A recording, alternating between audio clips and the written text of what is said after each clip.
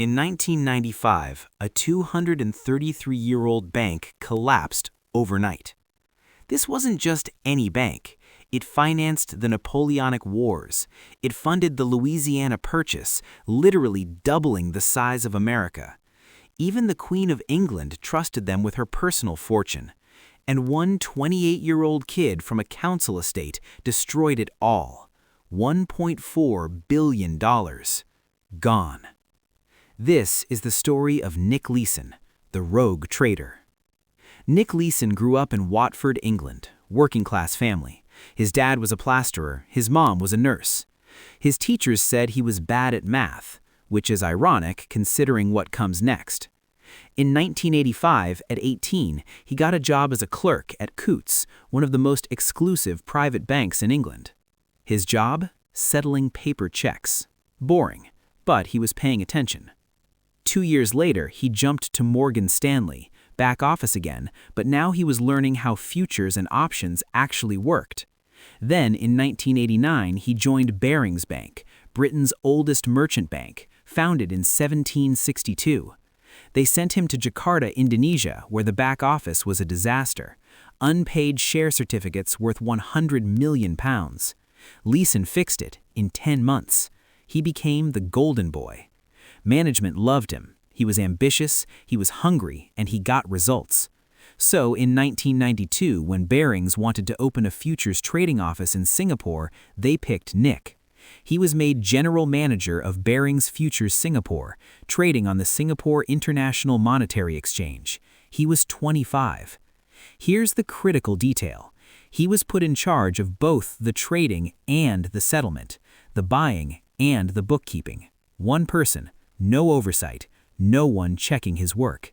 That's like letting the fox guard the henhouse. And at first, it worked brilliantly. By 1993, Leeson was making so much money that his profits made up 10% of Barings' annual income. His bonus was almost 3 times his salary. He was living in a $9,000 a month apartment in Singapore. Back in London, the executives were celebrating. They thought they'd found a prodigy. They had no idea what was really happening. It started with a mistake. Not even his mistake. In July 1992, a new employee on Leeson's team made a small trading error, a loss. Leeson didn't want it on his record. He'd built a reputation for being untouchable, so he hid it. He buried the loss in an error account 88888. In Chinese culture, 8 is considered extremely lucky. It would turn out to be the unluckiest number in banking history. At first, the hidden losses were small, £2 million by the end of 1992. But Leeson kept trading, and he kept losing. By late 1993, £23 million in hidden losses. Here's where the psychology gets dark. Instead of stopping, Leeson started doubling down. Every time he lost, he'd make an even bigger bet to try to win it all back. It's called a doubling strategy. It's the same logic that ruins gamblers in casinos. And because he controlled both the trading and the books, he could fake the numbers London was seeing. He fabricated £28.5 million of fake profits for 1994. London thought he was printing money.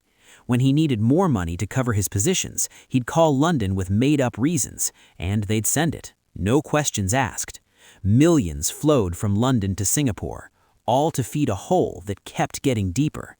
By the end of 1994, the hidden losses reached £208 million, more than the bank's entire trading capital. Nick Leeson was 27 years old, sitting on $250 million in losses, and nobody in London had any idea.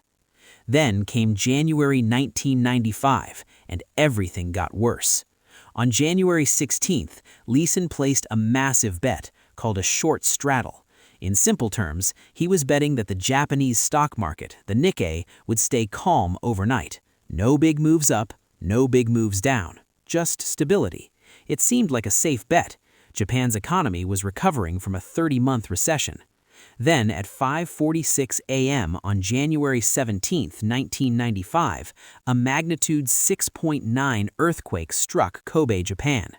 Over 6,000 people died, 300,000 were left homeless, entire highways collapsed like dominoes. The Nikkei plummeted, over 1,000 points, in days. Leeson's calm market bet was destroyed instantly. His losses exploded overnight. But here's the insane part. While rescue workers were pulling bodies from the rubble in Kobe, Leeson was buying more. In 3 days after the earthquake, he bought 20,000 more futures contracts, each one worth $180,000.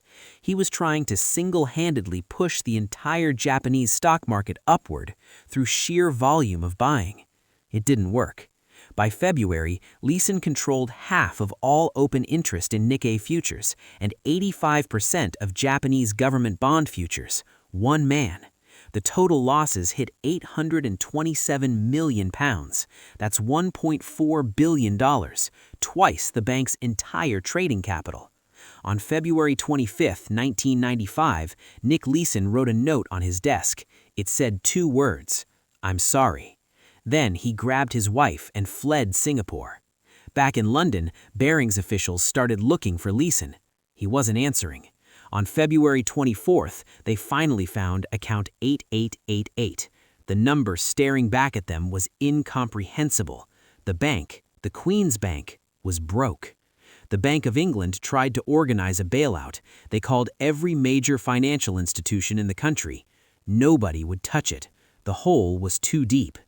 On February 26, 1995, Barings Bank, 233 years old, banker to queens and presidents, the institution that financed the expansion of nations, was declared insolvent. It was bought by the Dutch bank ING for £1, literally £1.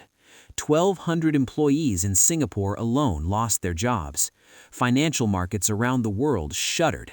If a 233-year-old bank could vanish overnight, what was safe? Meanwhile, Leeson was running. Malaysia, Thailand, Germany.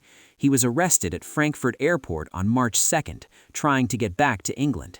He was extradited to Singapore and sentenced to 6.5 years in Changi prison. In prison, he wrote his autobiography. He called it Rogue Trader.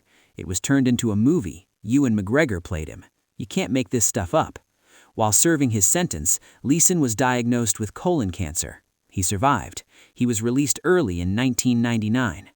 Today, Nick Leeson charges up to $20,000 per speech, telling corporate audiences about risk management. The guy who caused the biggest financial disaster of the century now gets paid to teach people how to avoid one.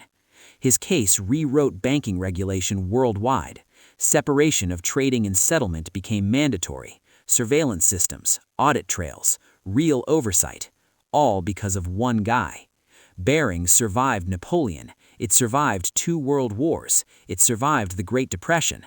It couldn't survive one unsupervised 28-year-old kid with an error account. The scariest part, this almost happened again, multiple times. But those are stories for another video. Subscribe so you don't miss them.